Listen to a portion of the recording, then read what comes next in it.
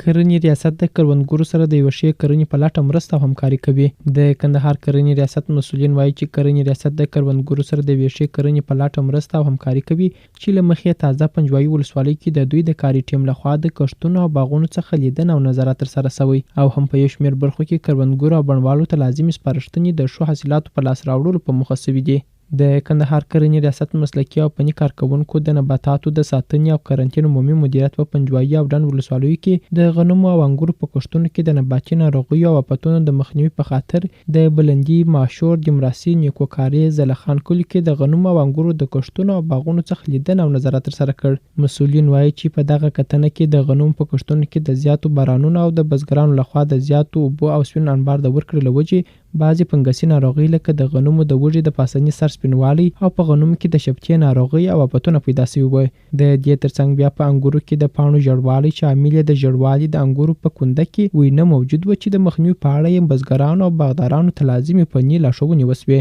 دا په داسې حال کې ده چې په ډنډ ولسوالۍ کې د وروستیو بارانونو او ژلۍ د اورښت له وجې په بلندي، دمراسي، ماشور، نیکوکاریز کلیو کې تقریبا په زیات شمېر د انګورو باغونه د ژلۍ د ورېدو له وجې له منځه تللي دي.